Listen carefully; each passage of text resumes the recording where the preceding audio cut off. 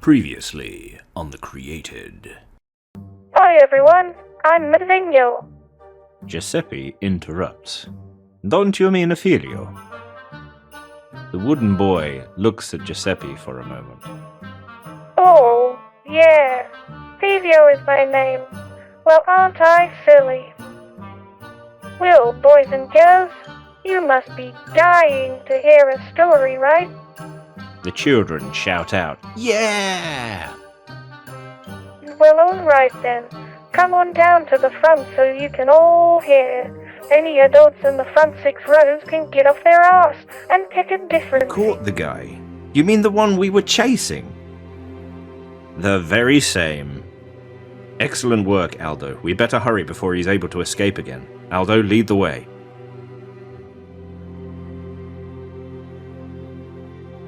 The group begin running towards the Odier police station. And it's not long before they arrive.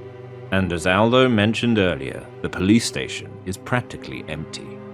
Literally every officer on duty has left, and Aldo truly is the only man working. He leads Victor and Lashana down a corridor and towards their interrogation rooms. Aldo, can I talk to you for a moment? Aldo slams his notebook down on the desk in front of the drunken man. Why did you do it? Hey, come on, man. Why so angry? You killed him, didn't you? Confess! Aldo. Aldo. Aldo! Victor grabs his arm and pulls Aldo out of the room. I didn't do nothing, man. I don't know what you're talking about. They both stand just outside the door as Aldo calms down. Was it too much? Yeah, just a bit. Sorry, I got quite the rush of adrenaline. I guess I got... The lights begin to flicker. Distracted? The lights flicker again. Victor unsheathes his sword and slowly heads towards the interrogation room. Now closer, Victor can hear gentle movements within.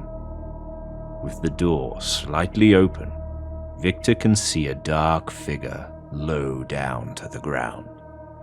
Soft, abated breath can be heard, followed by the disturbing sounds of something feeding. He reaches towards the door.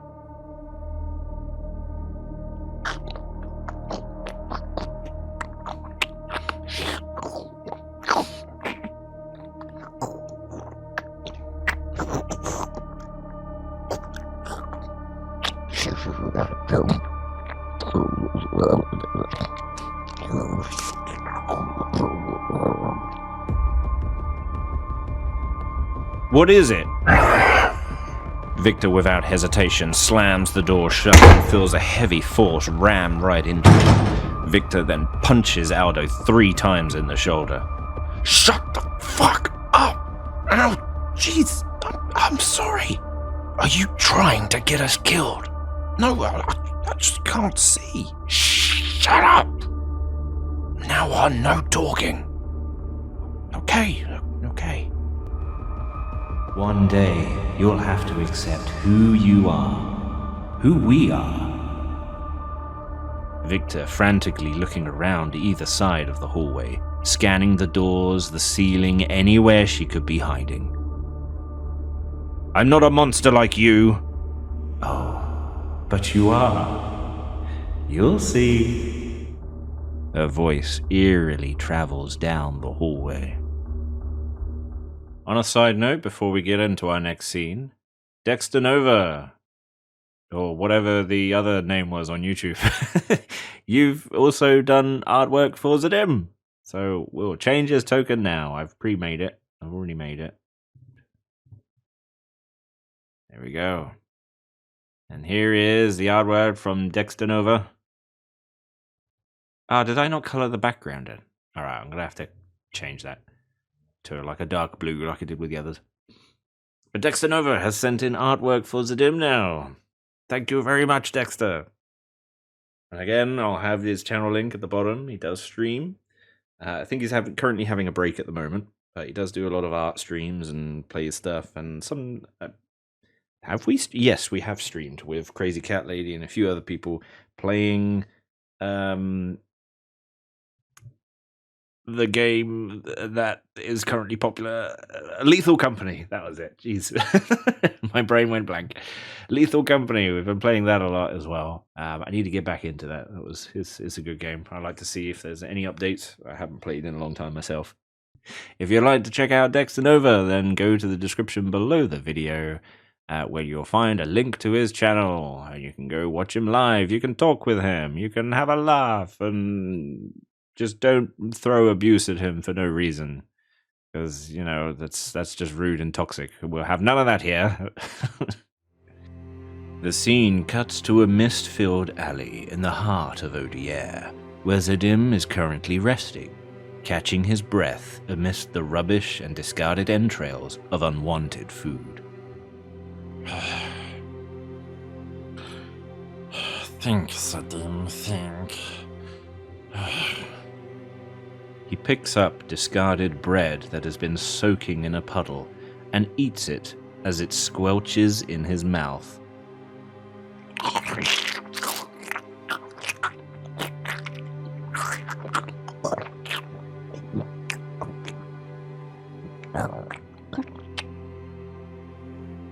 Okay, so this basically just lets me use hit dice.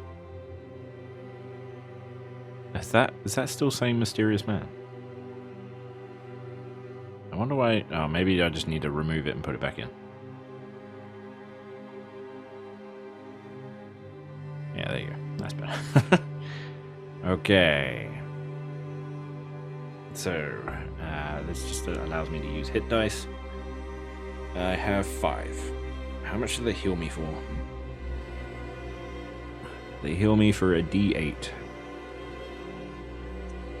Okay. I'm gonna say we use 3. Because he's at 3 hit points. He has like no health. Oh, wait, no, I shouldn't be doing it here, should I? Just roll? Is that gonna roll all 5? No, it rolls 1. Okay, we got a 3. Okay, and it automatically updates the health as well. Second roll. We got a 4. Third roll. We got an 8. Nice. Alright, that brings him up to 24. That's more like it. That's better. Zidim is looking a bit more healthy again now. As he's eating his squelchy, wet bread. Okay. This town is one with Ravenloft now. So, we find the lord of this domain. We find our way out. We find our way out. We find our way home. We find our way home. We find... No, I don't want to go home. I don't want to go home. Zidim begins to cry to himself. So, new plan. We leave Odia. We find church. Holy men can help us. Zidim sees his reflection in a broken mirror amongst the garbage and gently brings a fish-like hand to his face. They can help us, right? Oh, no one can help us. Zidim throws the mirror away in frustration and accidentally hits someone. Oh. Hey, which way you're throwing that? Ah! Sorry. Zidim thought he were alone. Zidim looks around trying to find where the sound was coming from. Yeah? Well, you thought wrong. I'm sorry. Zidim will go. as he begins to move away and find a new place to rest. Now, I didn't say for you to go away, just to be mindful where you throw your rubbish is all. A long snout pokes out of the many bags of rubbish, sniffs the air and moves towards Zidim, as bags roll and clatter towards him. Zidim backs up against a wall, so I'm going to say he's like over here. As the entity or creature thing is like here. It's come out of all these bags of rubbish. Still kind of covered in rubbish. It's only, yeah, it's just like a moving mound of garbage. Please, don't hurt Zidim. Now, why would I want to do that? The character begins to rise out of the mound of garbage. Trash topples onto the floor. Glass bottles clatter on the ground as a black and white striped head pokes up from the top. You're going to need a nature check from Zidim. DC 10, so it's quite an easy one. I don't think that, oh, there is nature. 10 or more. Does Zidim know what this is? Critical fail. Nope. And it's Zidim again getting the critical fail. Alright. So he doesn't know what the creature is at all. God's sake, Zidim. I'm trying to keep you alive here. Rollable tails. Critical fail. Critical fail forfeit. Alright, here we go. What's he gonna get? Is he gonna get another skull? Or is it something else? Ooh. Something I kind of created because the good one has divine intervention, so for the bad forfeit, naturally I thought demonic intervention would be good. So with a demonic intervention, it is similar in a way to the divine intervention, only it doesn't require someone to pray to them. So the divine intervention, you need to pray, ask for help from like a higher power to help with whatever that you're asking it for. With the demonic intervention, how I was thinking that when something is going down, something intense like a fight or something really important is happening, there is a chance that a mischievous demon or denizen of hell will reach out and influence the situation in a bad way. So, if something important is going to happen soon, or like a fight breaks out or something, then we roll to see, if a demon will intervene, and then we have the fun of figuring out what it is it's going to do. So, first things first, let's find out what the likelihood is of this demon affecting the next important thing. Likelihood table. What's the likelihood of a demon or devil affecting the next important situation that Zidim is in? Because it's affecting Zidim. The likelihood is highly unlikely. So with a D100, as it's highly unlikely, we will pick 15 numbers. I prefer to, rather than scatter the numbers, because then it just makes it awkward trying to remember what numbers you picked. We'll do like 15 numbers in consecutive order, and then we roll. We'll minus 5 from that total, and it will either be, it might be in the numbers that we picked, which means that a devil is interfering. But if it goes out of the numbers we picked, then nothing happens, and we are lucky and we're fine. That's something to bear in mind. Okay. Climbing out of the mound is a 4-foot humanoid badger, wearing dirty leather armor with bits of food staining his fur and other unsavory stuck to him. The name's Shadow Man, or or just Shadow? I haven't decided. So, it's not your real name? It is now. Zidim, with his fish-like face, somehow looks confused. I'm guessing you've never met us badger folk before? Well, to keep it simple, us badgers are not given names at birth, and instead, we must earn them as a rite of passage to adulthood. We take pride in picking our names, you see, and it's become a sort of tradition to find something or someone strong and worthy to be named after, you know? Quite often, you'll notice a lot of us are named after things that nearly killed us, like Cliff, or Boulder, or Fishbone.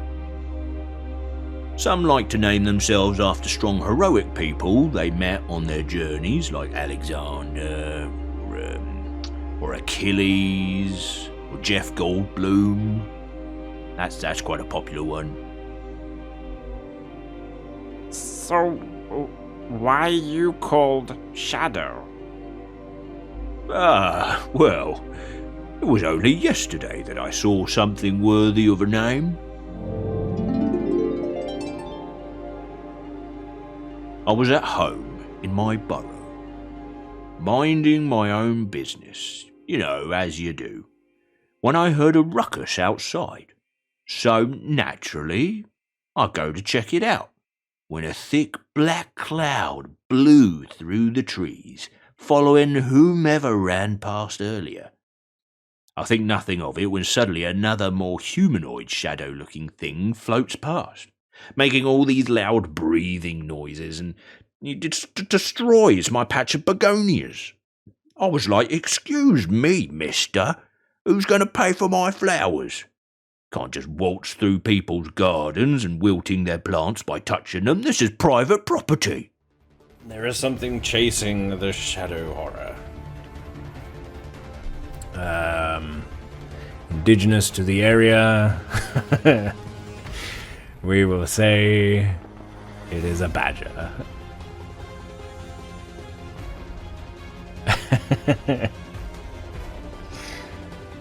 So, the shadow horror, the badger, seeing this entity drift by its natural habitat in an act of bravery, stupidity, and self-defense, the badger comes charging out towards the shadow horror in an attempt to fight it away from its home and protect its family. It's hard to tell if Zidim is captivated by the story or if he's bored to tears, as his fish-like face portrays very little emotion. So, he turns to face me, right? And he's all shadowy and mysterious, wispy blue eyes, making all these weird noises, and I'm like, oh, here we go. This tourist is going to start pretending like he can't speak English, thinking it will help get him out of trouble. Well, not today. So I take a swing at him, see? Giving its life. It will attempt to bite the shadow creature. I was hoping for a nat 20 for comedic purposes. It rolls a 10, which I can safely assume is not enough. No. Okay.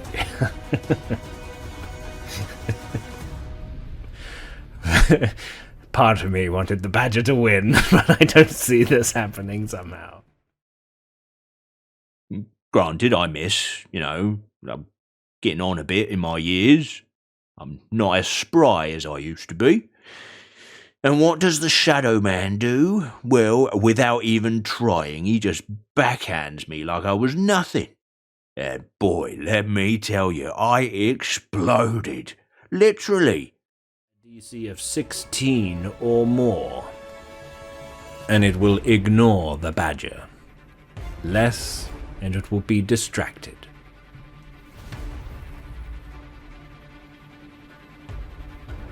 5. Certainly not good enough. It is definitely distracted by the badger.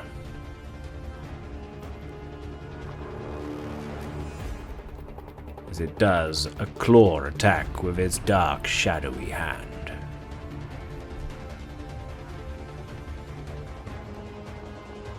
With a roll of a 15, I believe that hits the badger. Yes, armor class of 10. I don't think we really need to roll for damage. Yeah, it is most certainly dead. The shadow horror, feeling the whiff from the badger's bite attack go through its shadowy body, turns around and just backhands the badger into oblivion. The badger just explodes with an overkill of 12 hit points of damage. And the shadow horror slowly turns back to what it was doing. It just blew up. He just destroyed me with the back of his hand. The raw power of that guy was so inspiring, let me tell you. I thought I was a goner.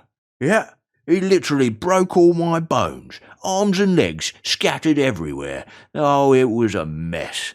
In 67 years, I've never met a man like it. Yep, that was quite a day. Zidim have so many questions. Well, I don't want to bore you with all the details. Shadow moves the garbage to one side and finds a leaking drain pipe to wash himself under. Say he's like gone under here. If this happened yesterday in a forest, how are you now here in ODR? What was that? You youngsters today always mumbling. I said, if this happened yesterday in a... I said you were always mumbling. Okay, Shadow is intimidating the Zidim to not ask questions. So we're going to need an intimidation check from Shadow, which is against Zidim's will save. Okay, so first let's set the line. Do a will save.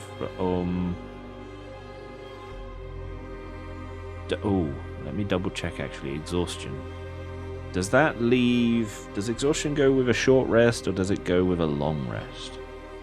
Yes, it requires a long rest to remove the exhaustion. So he's still there, he's getting disadvantage from skill checks, not saving throws.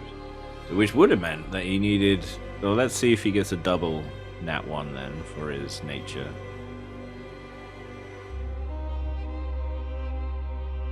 No, okay. If it was a double nat 1, then we'll do another forfeit. Okay, so wisdom saving throw. Here's the line for Shadow. He needs to beat. Ooh, a 20. Wow. I'm surprised for Zidim getting that. Zidim's a coward.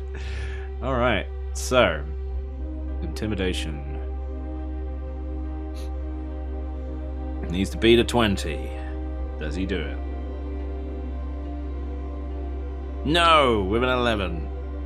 Okay, so in which case, as Shadow tries to be intimidating, even though he's like covered in just garbage and crap. I mean, he's climbed out of it, but he's still like smelling bad, and he's got like the bits of rubbish on him.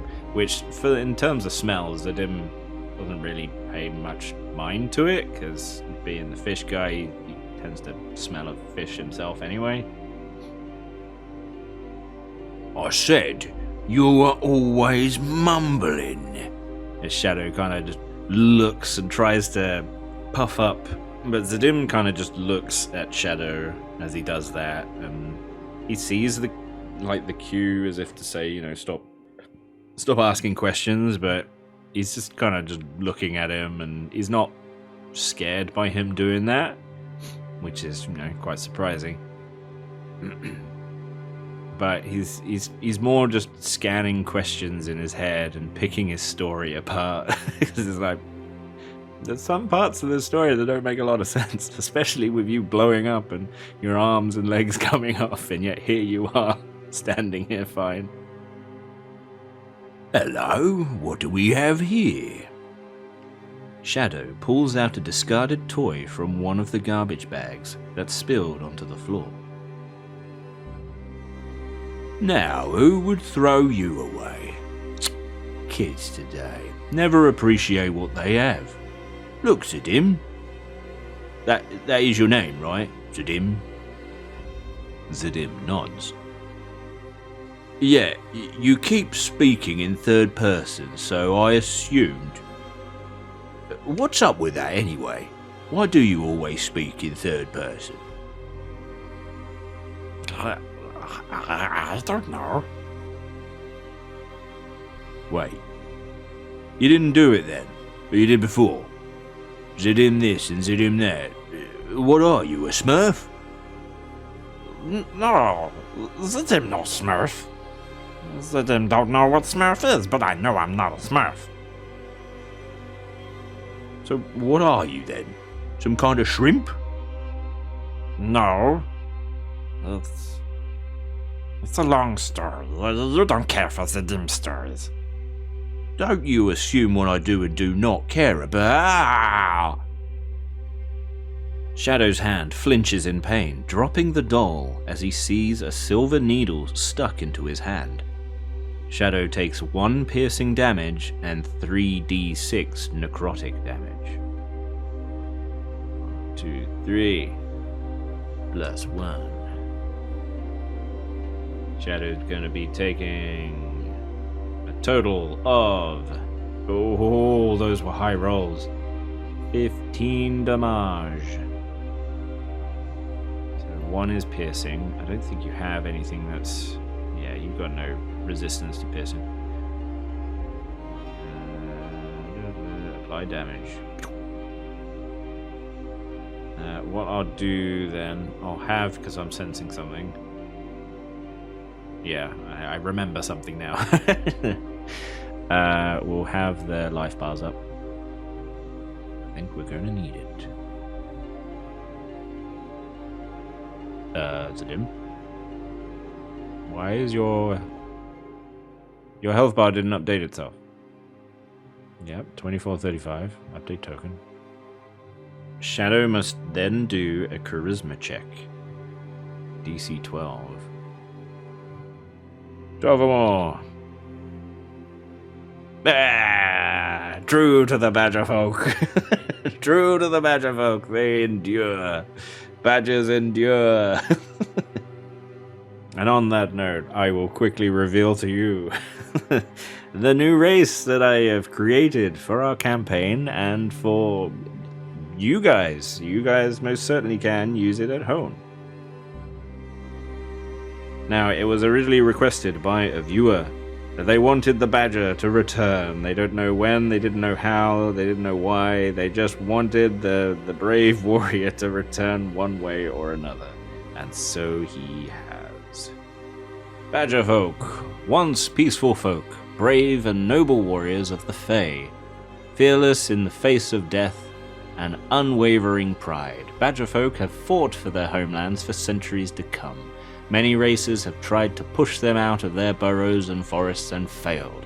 Some badger folk even made their home in the harsh wastelands. And now I based this race off of 2 types of badgers, because I didn't actually realize there was multiple types, but it's all basically animals from the same family. So apparently, like a ferret and a weasel, and I think a raccoon as well. They're all part of the badger family, even though they're not badgers, but they're in, I don't know, they're linked to badgers in some way. But I based this race solely on 2 badgers. We got the honey badger, hence the mention of them surviving and making their home out in the harsh wastelands, because that's where you'll mostly find honey badgers, is out in like a big wasteland area, like desert, in hot climates. And they're often like fighting off lionesses and and cobras and stuff. Honey badgers, like, they don't give a crap. And I'm also basing it on the European badger, which is my favorite type of animal in terms of badgers, because I love the look of them, and hence the Shadow's look. I used an AI generator to try and get Shadow's look. It took a lot of tries, because it kept giving me raccoons, and it wouldn't give me the European badger, but it eventually did, and I liked the look of it. Like, okay, finally, we got one. So those are the two badgers that I've based this race on. Ability score increased because they endured so much, and they've endured so much hate. And normally badgers are really grouchy and grumpy, and they fight off anything. They're fearless creatures. They fight anything. They rarely run away. So the ability score increase. I've done their constitution score is increased by 2 to help with the whole durable factor of them. Age, badger folk reach maturity by the age of 10 and have a lifespan similar to humans. Only those bound to the Fae can reach an age of 100. So I was trying to think, okay, so if they're in the Feylands, because they are anthropomorphic creatures, much like the Haringons, live in the Fae as well. And the Feylands tend to be like a luxurious, wonderful forest land filled with magics and stuff. So it made sense that the badger folk lived there. However, with you guys playing them, you can play them however you want. They could live wherever you want them to have been brought up and lived.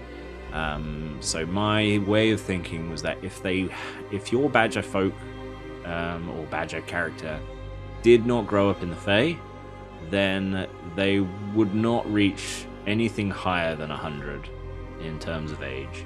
But if they have grown in the Fae, then they can go beyond 100. I wouldn't say any higher than 200. I think 200 is pushing it. But they can get over the 100 just due to the magics of the Feyland and everything. And I was trying to base it off of like actual real badgers, and then bringing their lifespan, if I was to make them into human years and make them more, more humanoid. So hence why Shadow is 67. I was there thinking, okay, he's more of an elderly badger. He ran out and went to fight a shadow creature and got killed. And his, I think it was no, it wasn't the charisma that was affected. I think it was his wisdom. His wisdom should have been at 12, but because he's 67, I had to roll to see if he had any impediments to his age, like anything that was weakening him because of his age. And I rolled wisdom, so he lost a point in wisdom because of being old. But that's not part of this. This was just something else. I was looking online to see, what do I do if I have an old character? Alignment. Badger folk are generally neutral in nature, often keeping themselves to themselves. If some should focus their ambitions on good or evil, then none of them would be chaotic. They would normally go lawful. I was trying to think along the lines of the badgers again. I feel like they would always be lawful. I think chaotic should not be there unless they've been driven to like complete and utter madness. But I think they would always be lawful. Just that with how badgers are, and they're very loyal and guarding of their families and their burrows, and they're fearless in that sense, and they'll fight anyone off. I think they would maybe abide by their own laws a lot more than be chaotic and try and break against them. But generally, badgers will be quite neutral because they like to keep themselves to themselves. They won't bother you unless you bother them. The size. Badger folk stand between 3 to 4 feet tall. Similar in height to dwarves and halflings, but their stature is never thin. In fact, a thin, skinny badger is seen as sickly and weak. Your size is considered small. But yes, I consider badgers to never be thin. You never really see a skinny badger. You don't really see thin badgers. They tend to be quite puffy, quite cuddly, quite, So I think badgers would be. You'll have a more portly character for when it comes to badgers. Because they're like tiny bears almost, aren't they? I'm trying to think of them. And if you were then to make them into humans. So yeah, I think they would be like kind of dwarfish in sense of their, their stature, if that's the right word to use, in terms of their weight. So they're kind of like between halflings and dwarfs, or maybe more. No, I think they're more halfling than dwarf in terms of size. But in terms of weight, then they're probably more like dwarves. Is trying the best way to explain it. Your speed, your base walking speed is 25 feet. And I basically got that from the halflings, and I think dwarves are also 25 feet. So naturally I thought, okay, if they're 25 feet, then badgers would be the same as well. Your vision. Badger folks' vision is commonly poor and often requiring monocles or glasses. Reduce your perception score by 1. Now I got this because when I did a little bit of research on a badger, apparently their sight is not that great. So I incorporated that into the race. Just to spice things up a little bit, your perception will be reduced by 1 if you're a badger folk, because your sight is not great. And it's up to you if your character has glasses or a monocle. It just means that, I don't know, you could say they're wearing contact lenses, or that's possibly a reason why their vision is poor, because they refuse to wear glasses. But those that are wearing a monocle or glasses, it doesn't make a difference to their perception. They still lose that 1 point. But yeah, that's the reason why they're wearing it, because their vision is not great. Fearless, I thought was very much needed for badger folk. The fearless nature badger folk share leave all their kin both brave and foolish. You are immune to fear. You cannot be frightened, because badger folks will fight off lions. They'll fucking fight cobras whilst they're being bitten by them. They'll fight off anything.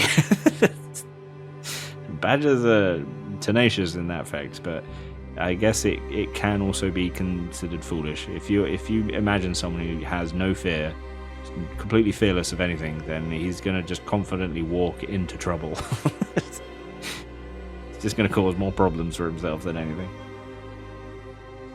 Primal Rage, I thought fit a badger nicely. Badger folk have not held their lands for so long by simply running away. They have stood their ground even when they are outnumbered, tapping into their animal instincts. You gain 1 use of a barbarian's rage per long rest. Now, I was leaning more on the honey badger, because, yeah, I mean, honey badgers are very aggressive.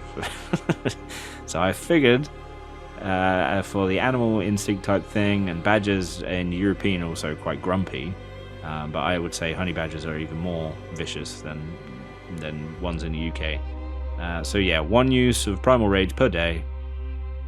I think definitely links to the badgers there. Badgers' endurance. The badger folk pride themselves over what they can endure and overcome. Those who live in the wastelands often gorge themselves on live cobras whilst being bitten, hence the honey badger. Passing out from the cobra's venom mid-feast before eventually waking back up to finish their meal. And this is true with honey badgers, they do that. You gain advantage on all constitution checks and saves. So yeah, with the badger's endurance, I felt like, yeah, having advantage on all of your constitution checks and saves just really pushes, it really leans onto that durable side of the badger.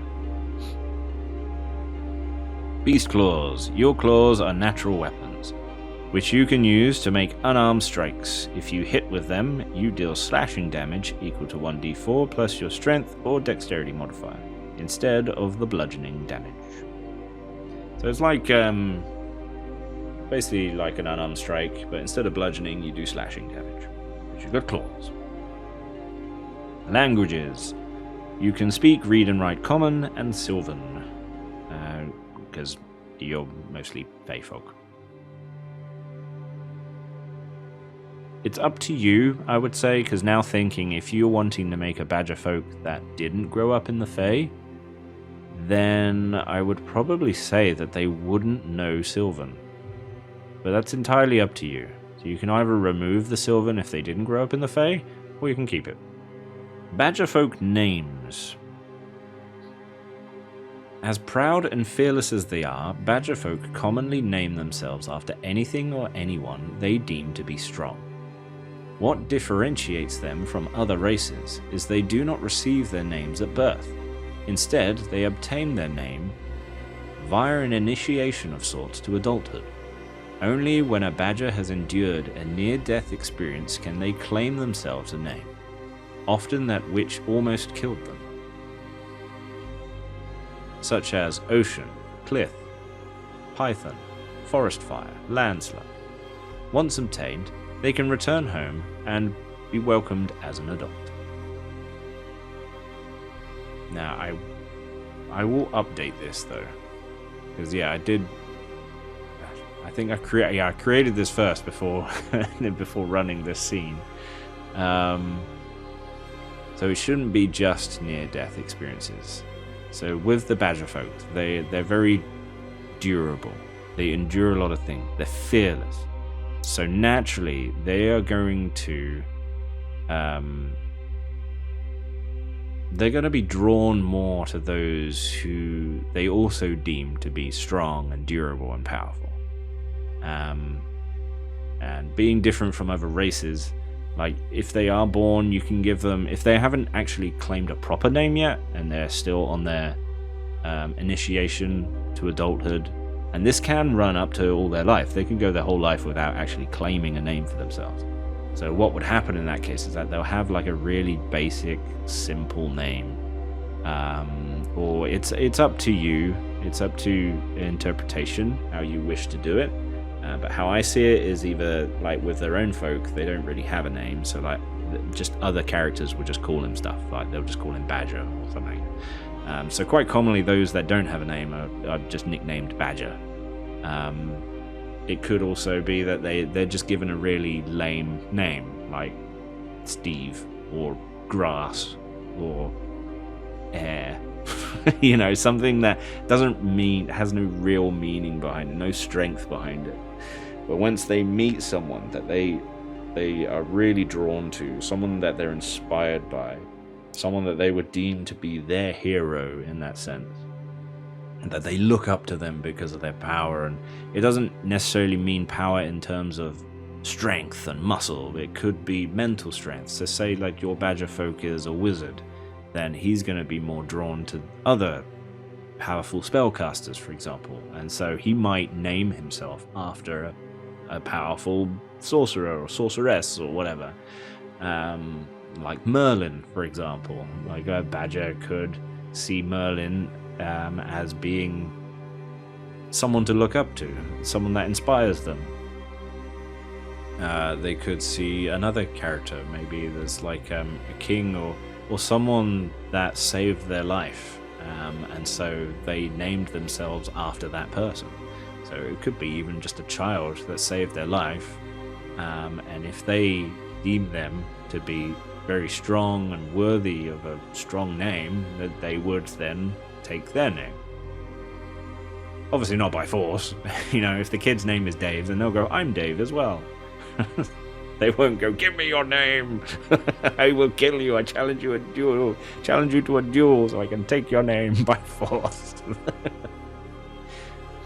But yeah, quite often the badger folk do name themselves after something that nearly killed them. Because if it's strong enough to kill them, then it's certainly strong enough to be worthy of a name, is the very common thought process of the badger folk. So if they fell off a cliff and almost died, then they'll call themselves Cliff. If they choked on something, they might name themselves after it. It depends what it is. If they choked and almost died because of swallowing a grape, they're not really going to call themselves Grape. There's also something behind it where they think, is the name cool sounding or is it rubbish? Seed. They're not going to call themselves Seed because that just sounds weird. But they might call themselves Bullet because they're almost killed by a bullet, or Fireball, or I don't know. What's the big evil? They could even name themselves after a necromancer. It depends on their preference. Whoever was powerful or whatever was powerful enough to kill them. Yeah, forest fire. They were almost killed in a forest fire. Landslide being another one. And that is the badger folk. But you can find the badger folk race Down in the description below, I don't think I can actually attach it to the YouTube video. So I will upload it to the cloud and add a link which should hopefully allow you to download the Badger Folk Race. Hello? Hello? I think it's working. Is it working? Yeah, it's working.